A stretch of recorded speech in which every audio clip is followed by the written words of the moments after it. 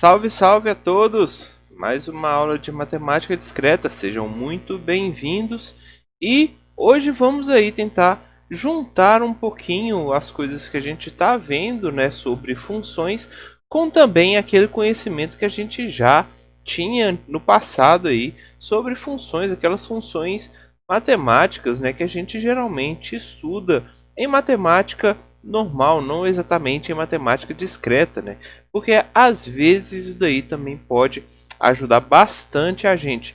Então, vamos aí hoje falar sobre funções matemáticas, funções de um modo geral, tá? Bom, começando, né, a essa apresentação, eu gostaria de relembrar para vocês o que é uma função matemática, qual que é a definição de uma função, essas funções normais aí que a gente geralmente calcula. Então, olha só, segundo algumas bibliografias, elas citam que função ela vai representar aí uma correspondência, uma transformação, um mapeamento, né, de um conjunto de variáveis para algum outro conjunto de valores. Então, percebam que a gente não está mudando muito essa definição, porque a gente tem ainda aquele mapeamento que eu havia falado para vocês. A gente tem aqui esse conjunto de variáveis, né? E aí um outro conjunto que vai ser mapeado. E lá na matemática é comum a gente indicar aí duas variáveis distintas. Então eu posso falar, olha, existe aí uma variável que ela vai ser independente, que muitas vezes a gente chama ela de x, né? E uma variável dependente, que vai ser aquele nosso valor y, ou também chamado de f de x. Por que f de x? Porque ele depende aí daquela outra variável, daquela variável independente x. Então, basicamente por causa disso, nós temos aí essas duas indicações. Além disso, se vocês se lembram, essa representação aqui, isso daqui indica um elemento que ele veio aí de um produto de dois conjuntos, ou seja, um produto cartesiano, né?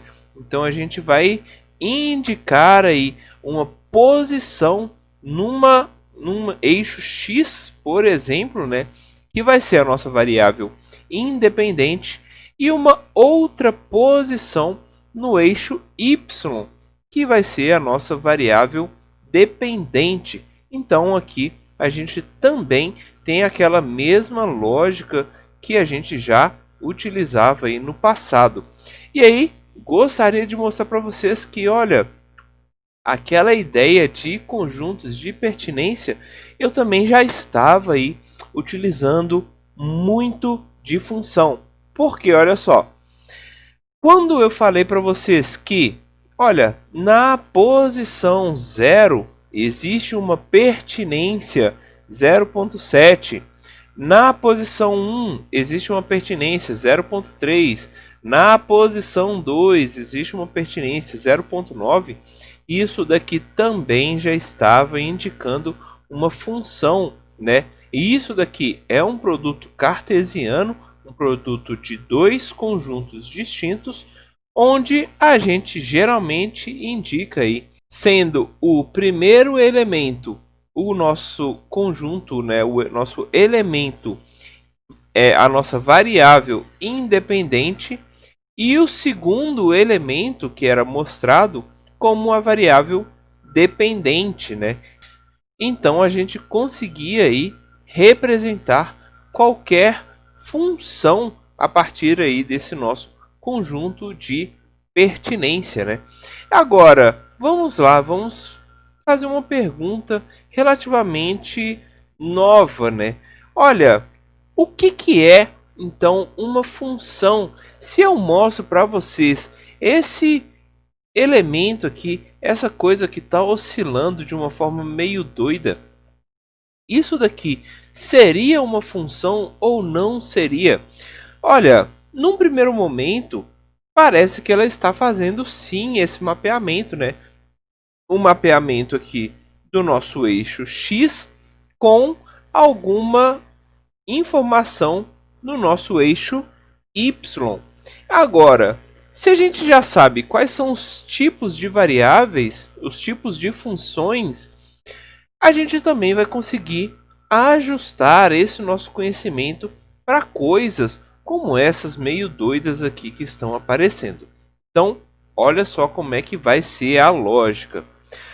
Bom, função, primeiramente, né, no primeiro momento, ela vai sempre demandar de um mapeamento único. Ou seja, a nossa variável independente, o nosso eixo X, ele vai encontrar um e somente um elemento no nosso eixo Y.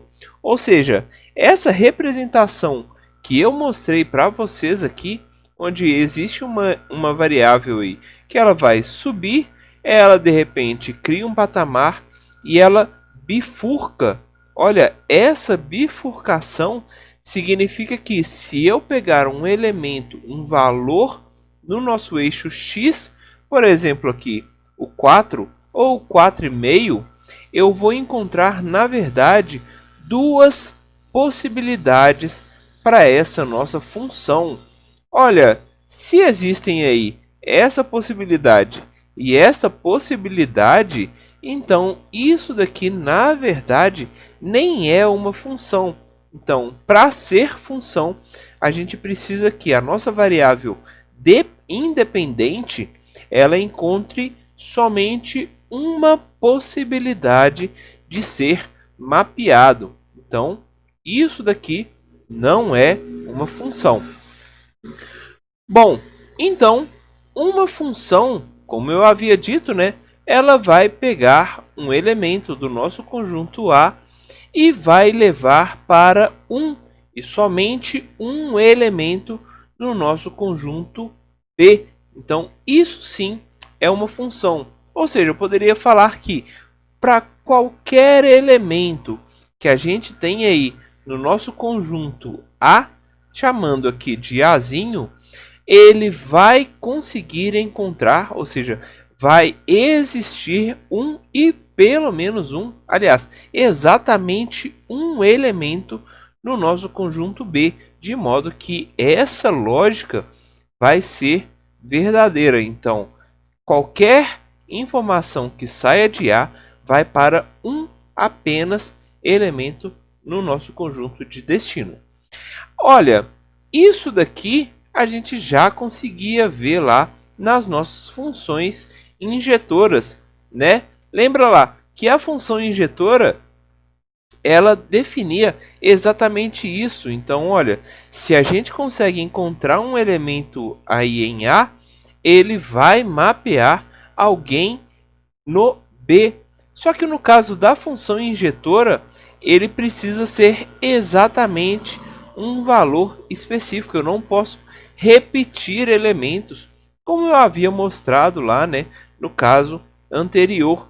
Então, por exemplo, se a gente pega aí uma reta, como é mostrado aqui, olha, todos os valores do elemento x, do nosso conjunto x aqui na nossa reta na horizontal, vai encontrar um e somente um e nunca vai repetir este elemento aqui no nosso eixo y. Então, cada elemento vai ser mapeado para um valor específico e diferente, podendo aí, por exemplo, sobrar elementos sem problemas aqui neste caso. Bom, já no caso de funções sobrejetoras, significa então que a gente vai conseguir fazer esse mapeamento, mas a gente tem a possibilidade de repetir elementos. Lembrando que no nosso conjunto B, ninguém vai ficar sobrando, ninguém vai ficar sem mapeamento. Ou seja, eu mostro aqui para vocês um exemplo disso acontecendo.